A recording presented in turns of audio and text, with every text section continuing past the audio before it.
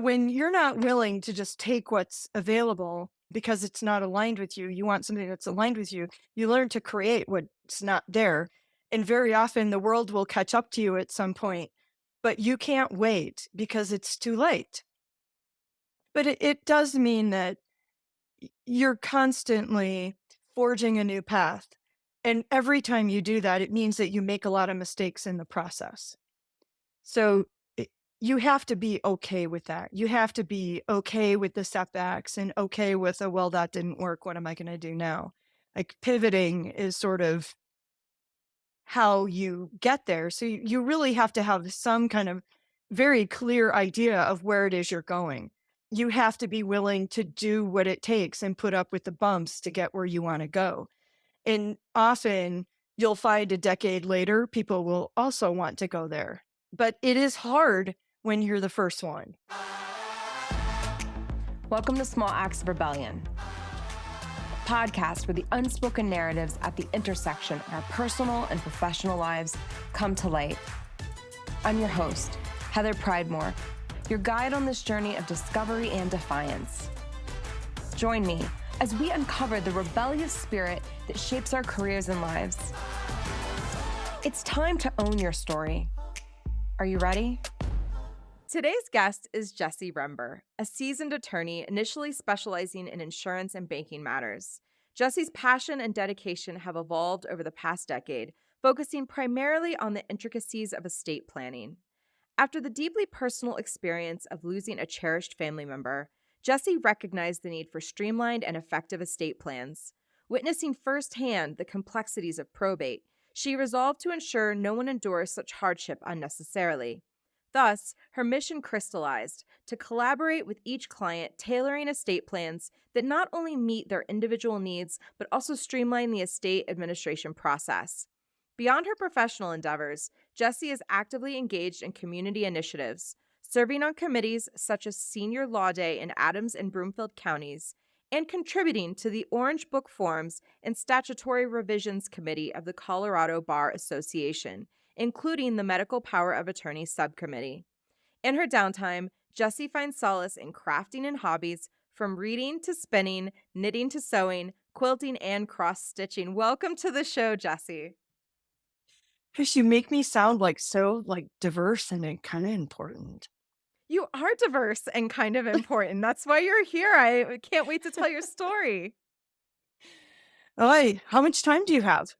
We've got lots. We've got plenty of time. So for those listening, Jessie and I met in a group called She Leads. And I know I've had guests on this show before, so everyone is familiar with She Leads. But I meet such interesting people there.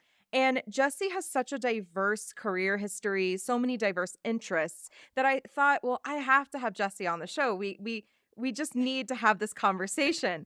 And so I thought the best place for you to start this conversation, Jessie, is just to start sharing a little bit about your career journey and how you got to where you are today. It was a journey for sure. My mom was a high school English teacher. And so when I was little, people would say, what do you want to do? I go, I want to be a high school English teacher. And then at some point, I realized that I really didn't want to do that. That was my mother's career. And I think sometime mid high school, maybe by the time I was a junior or senior, decided that I really wanted to practice law. I don't know why. I don't know why I wanted to practice law, but I was determined to become a lawyer. And then going off to college, really realized that that is what I want to do. So I did, against my family's wishes. I went to law school and I graduated and came to Colorado. I went to law school in Syracuse and I came to Colorado right after graduation. And the market here was awful. And so I wasn't, I'm coming out here from a school that no one has any relationship with. I had a hard time getting interviews because of that. The market was bad. And so I just took jobs. Whatever came up is what I took. And I landed a job as a legal secretary. And then when I passed the bar exam, they hired me as an attorney. And I spent until 1993 doing that, maybe 6 years or so. And practicing law in a law firm was okay. The second law firm I went to, it was less okay. And I think after my experience there, I just decided that law firm practice was not for me. But I did own a house and had 2 dogs to feed. So I just kind of found my way, one career after another career. And I kind of followed what interested me and what jobs were available. And, it meant that I've had 100 different careers from the time I graduated from law school until now. And then eventually found my way back to law after my mother-in-law died. And that was really kind of a turning point for me, a point where I was working for myself and I was enjoying working for myself. So that's kind of how I got from where I was to where I am. And there are a lot of segues, which I'm sure we're going to talk about later. But I took a lot of side trips. Did some professional work, for in other industries. I was a semi-professional musician for a long time. I taught German at Colorado Christian University. I just spent 6 years teaching high school English, like realizing some of those dreams that I had when I was a kid that practicing law was inconsistent with. And I just feel really lucky because I got to take those segues and do those things that have always been on my bucket list. But I'm happy to be back where I am now. So Jesse, I think it's so interesting because you started in law and you mentioned that your family wasn't very supportive of you going into law. Can you speak a little bit more about that? Yeah. So my grandparents were immigrants and they brought their culture with them, as I think most immigrants do. And their belief was that men get educated and men run businesses and not women. And so my mother became a professional against her parents' wishes, instead of getting married and doing the traditional family, taking the traditional family route. And I think what I was doing was just one step beyond that, right? And it was one thing that my family didn't really anticipate. They weren't ready for it. I think they always thought that my talk of becoming a lawyer was just big talk and that I really didn't have the capability of doing that. So it was hard. A lot of my friends in law school, their parents were lawyers, one or more of their parents were lawyers. And, they had a lot of support from their families. They had a lot of help getting jobs afterwards. And I was kind of on my own. So it was definitely hard. It was not something that my parents, my family even really understood. They didn't even really understand how the practice of law works. So eventually you took a break, we'll call it, from law. And you, as you mentioned, you did some teaching and you were a musician.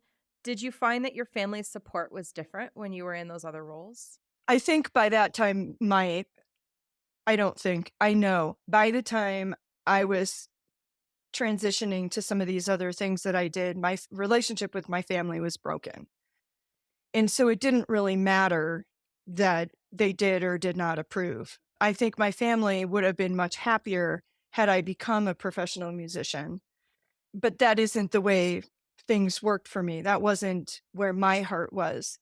So, by that time, it didn't matter to me whether my family supported that or not. I was out here and I was doing my own thing. I was 3,000 miles away and, I was pursuing the things that made me happy. Such a rebel. Let me ask another question, Jesse. I am curious because you fought so hard to be in law and then you transitioned into these other, types of careers or different types of jobs.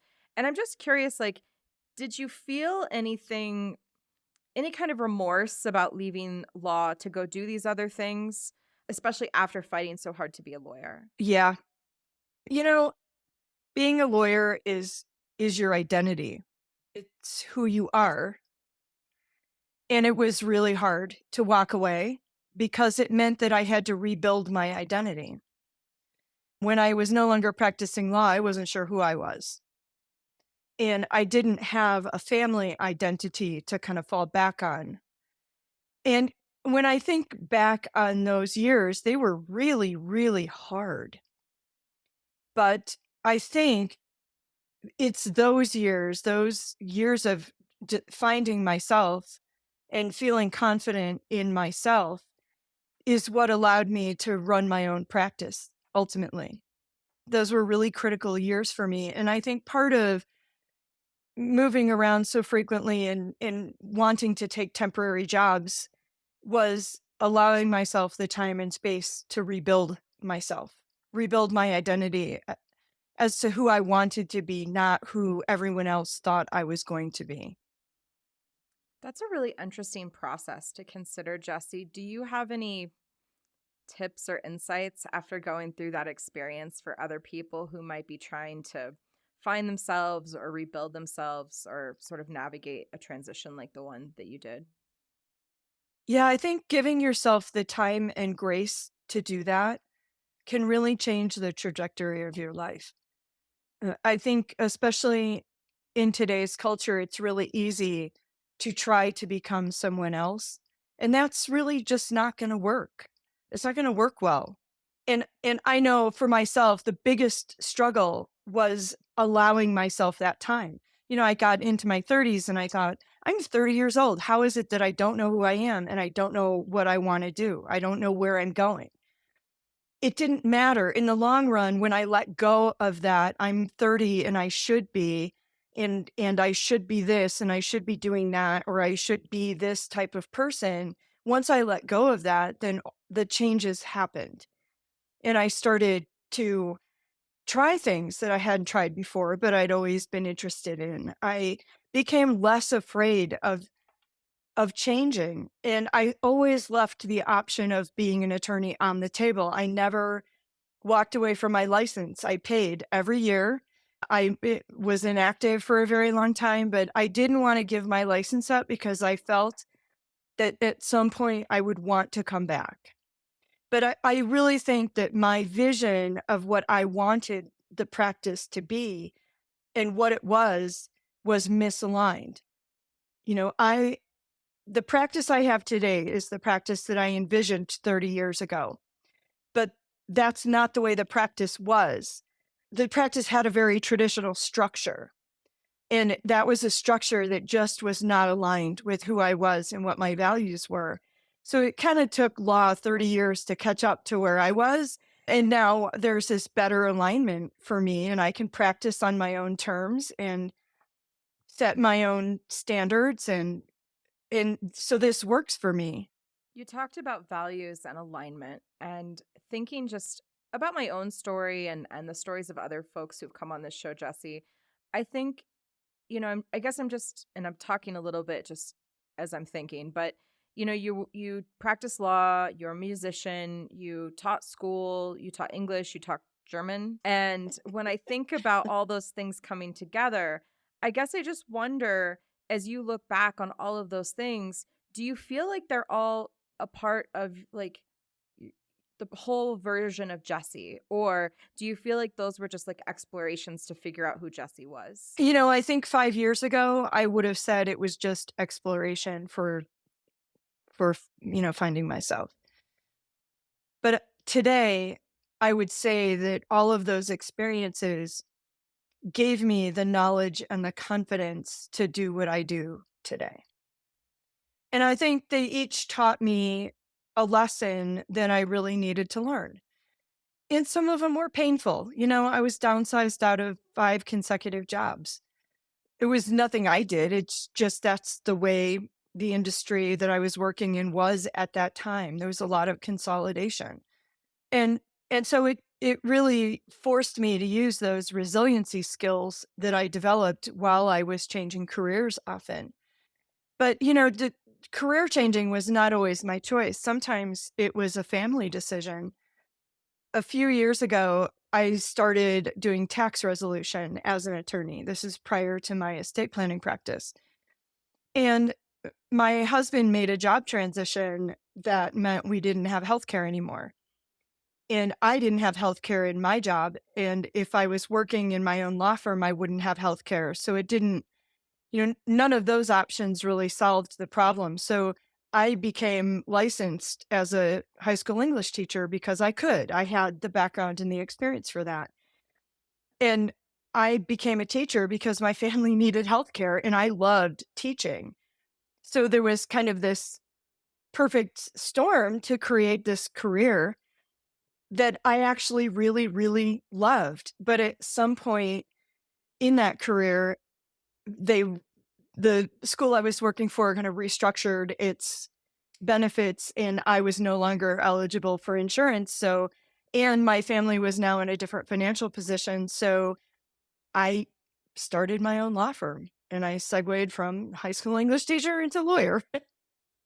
But it really is a matter of timing. I'm in the right place at the right time to do the next natural thing. I do want to talk more about transitions, but I want to ask first before we have that conversation where your hobbies fit into all of this. Because in the short time I've known you, Jessie, I know that like your crafts and hobbies play a pretty significant role in your life as well. And so I guess I'm just wondering how they've factored into all of this exploration and identity that you've been trying to figure out. Yeah, I'm gonna.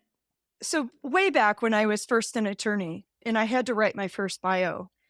In my bio, I wrote about my musical experience, my education and my musical experience. And the senior partner said to me, "You need to take all that out. It's irrelevant. You're not a musician anymore. You're a lawyer." And that really stuck with me as being very single minded because to me, the performance aspect of having a flute performance minor was a huge part of what I brought to that firm as an attorney. The discipline of playing etudes over and over and over and the skill of performing in front of people is really the same skill that I used as a lawyer. Reading statutes over and over again, reworking contracts over and over again. It was the same skill. And then presenting my work to a client or to a senior partner or to the other associates. Like that was all part of the job. So ever since then, I think I've been very adamant about putting my creativity front and center in my business because to do my job well, I have to be creative. I have to think outside the box. I have to know where the four walls of the box are, but that doesn't mean that I have to play in the box. And crafts are what show you that. Painters know it, musicians know it. I mean, everyone who does a craft knows it. And it just is so shocking to me how many of my lawyer peers don't even admit that they have crafty skills. Do you think it's because they think it makes them seem less serious? I mean, when I think of like lawyers, attorneys, I think of like this really serious like persona, but I also know that like having worked with, legal folks that that's not necessarily the case. That's just like the stereotype that we apply. But do you think Yeah. they're trying to fulfill some stereotype about being a lawyer? I think it's one of those things that goes back in history that we're taught as young lawyers and that sticks with us throughout our careers. And yeah, it's funny. I was sitting in a meeting one day and I can't remember what some one of the attorneys at the table brought up something that they do outside of law. And one of the older attorneys said, "Well, I don't do anything outside of law that I can't wear a suit for." And we all just kind of looked at him like, "I'm sorry, excuse me, what?" So I do think that it's kind of this archetype of a lawyer, and lawyers aren't creative. They're not crafty.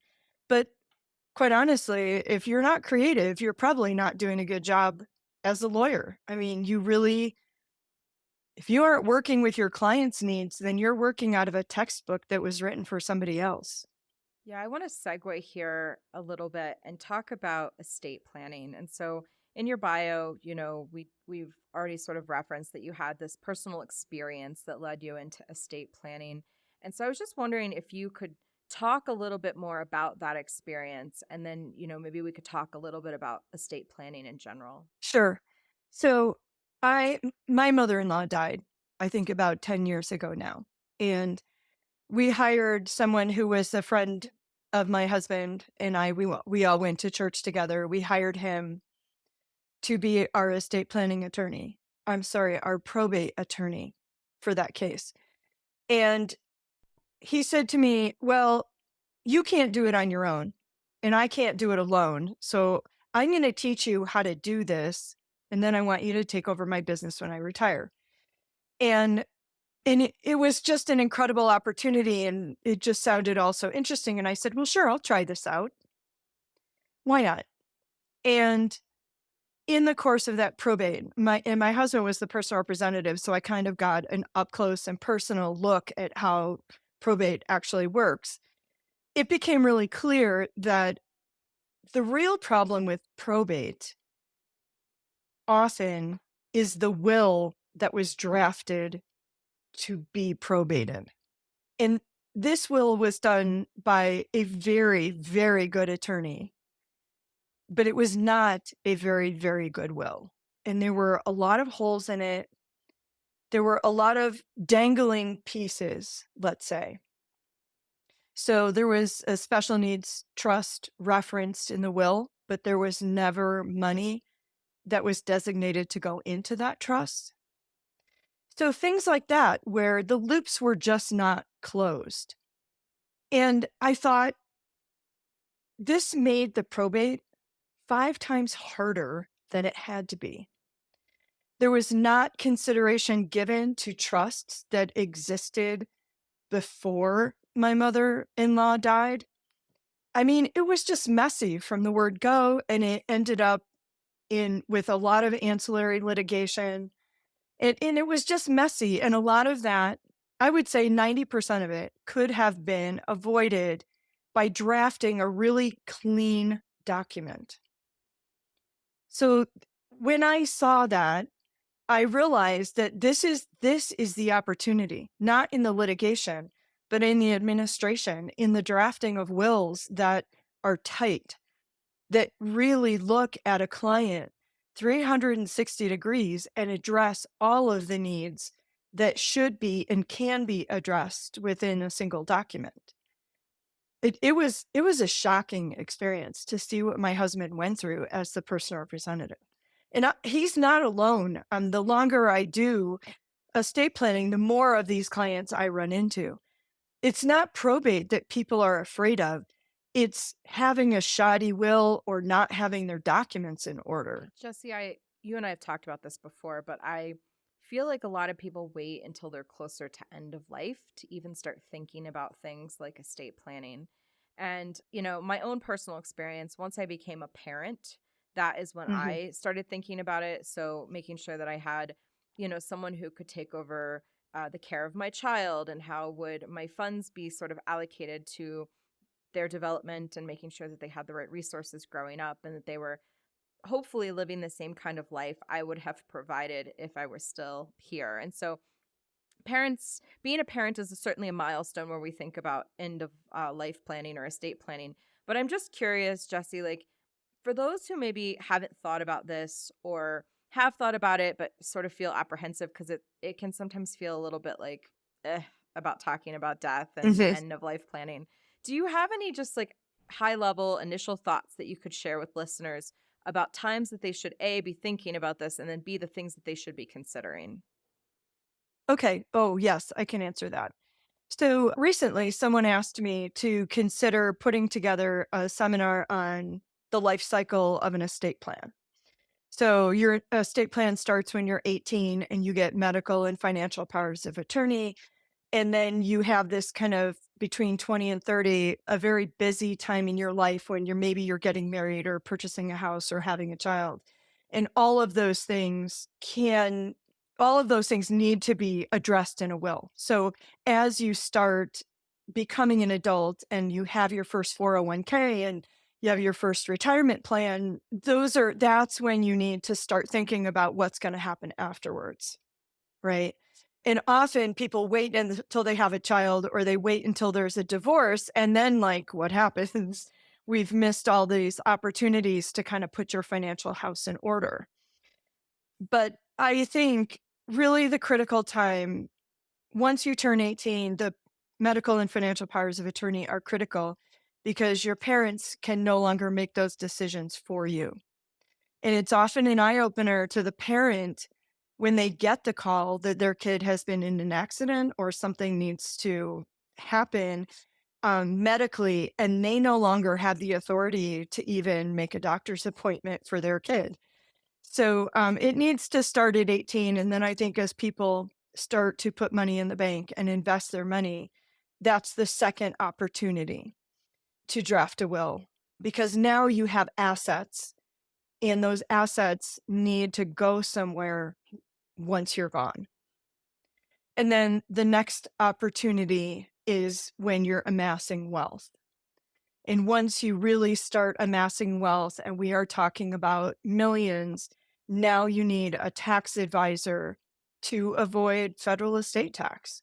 We don't have an estate tax here in Colorado, so it's not too much of an issue, but we do have a federal estate tax, and you want to make sure that the money that you're amassing is money that you get to keep and that you get to designate or pass on to your family and not, not give it away. And then again, at retirement, because now your money, much of your money becomes more or less liquid and you have different financial concerns. So we want, and often at retirement, your children are now adults. And so their considerations for your kids are different. And then the next would be at the, how do I say this? When your health starts to diminish, right? And you kind of get an idea of what your longevity might be or could be. That's a good time to revisit your estate, because now you've been using your retirement over a number of years. So the nature of your estate changes again. So those are kind of the pivotal points in your life when estate planning needs to be revisited. Yeah, I think it's interesting, Jesse, because early in my life, I didn't think about a will as like sort of this living document, something that would need to be changed. I sort of just knew people had wills and figured you just Mhm. write one up and then you put it in Yeah. a drawer somewhere, and that's all there is to it. And of course, I've gained some perspective since then. But I think for many folks who maybe aren't familiar, for example, I grew up blue collar. I don't think most of the people in my family probably don't have a will, but they also don't have a lot of assets either. And so, Mhm. I'm not sure what will happen when they pass, but I know historically when people have left this world, typically the family just goes in, goes through all their things, kind of, you know, Mhm. divvies out whatever, like, you know, tchotchkes or things that are sentimental. And that's kind of all there is to it. But I think, to your point, things like what did you call it? Power of attorney, right? For your like health and stuff when you're young. I mean, I never thought about that, at 18 or 20 or, when I didn't have a significant other and my parents, of course, weren't really responsible for me anymore. I never considered that. Candidly, I never had one of those. Probably should have, but I didn't know any better. And so I just think sort of this concept of estate planning, it's one of those topics that we probably should be taught much earlier in life, but we sort of learn by accident. I agree with that. And I think, honestly, when I was a kid, and you're at least a generation younger than I am, when you were a kid even, this was not an issue. It really came, especially in the 80s and 90s, with all of the HIPAA restrictions on not the dissemination, or I should say the limiting of the dissemination of medical information. That's when the medical power of attorney became really important. But I don't know that until recently, the last 20 years or so, those documents were even considered important for kids. But, my kids turn 18 and they get a medical and financial power of attorney. I have one turning 18 in May, and he's like, "Well, what am I getting for my birthday?" I'm like, "Powers of attorney, honey, because I need them." It's not about you, it's about me. So I want to segue a little bit here away from law, and I want to talk a little bit about how you've approached all these transitions in your career and what that process has looked like for you. And so, we already did talk about the fact that you were in education and you were a musician and you've kind of been in law twice in different capacities. And so I really think I thought it was lovely how you made the connection between your transferable skills of music and law, and so I'm just wondering if you have any more of those lessons within that concept of transitions. Well, I'll tell you, if you wanna learn patience, take up cross stitch, because it's in some ways it's basic its basic structure is simple. You make X's on fabric, like that's it. But I'll tell you that especially when you first start, you spend more time ripping out than you do putting X's in fabric. Knitting is exactly the same way. I think for the first 6 months that I knit, I did more unknitting than I did knitting. And it's really taught me two things. And one is that it's always worth doing over to do it better. And the other thing really is in doing it again, you figure out what you did wrong, right? You figure out what mistake you're making that's causing this wonky stitch or, whatever. And I think that sense of reflection helps me. I spend about an hour a day, sometimes more, on personal or professional growth. And from from forcing myself to unpick my work to figure out what my mistakes are, it's really taught me that I need to do the same thing in my professional life. I really need to look back at, okay, that was a good will. How could I have made this will better? How can I say this better? This is I like this paragraph, but I don't think it really expresses what my client wants it to express. It's this constant self reflection.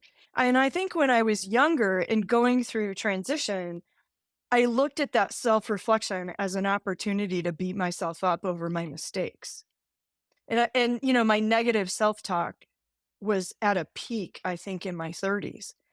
The frustration of just feeling like I don't have a career that is moving in any positive direction. I've had a million careers. My resume looks awful because I've been everywhere.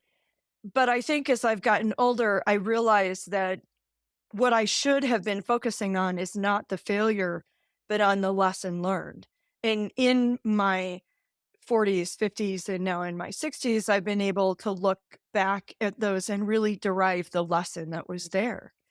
But I think that sense of reflection is is what has gotten me through these transitions. By the time I was in my 40s, I looked at every transition really philosophically as as in, is this really an opportunity that's going to get me to some level? Am I really going to learn a skill that might be useful in the future when I'm not quite sure what my future looks like? Is this going to be helpful to my family? And being much more philosophical and less, damn, why couldn't I just stay at this job another 6 years? It was more of a, okay, it's time to move on. What skills did I just learn that I'm going to take into this next position? Or what positions should I be looking at to fill in gaps in my skills? So it's more of at this point, more of a philosophical exercise, although I'm here to tell you that there's not going to be another transition. So, when we were talking before we started recording about transitions, you also talked about your experiences as what you called a generational outlier. And so, I'm just curious, like, how do you define that concept of generational outlier? And then, how has that influenced your career decisions and your professional growth? Oh gosh, that's a hard answer. So, as a generational outlier, I've just always been ahead of where my generation is.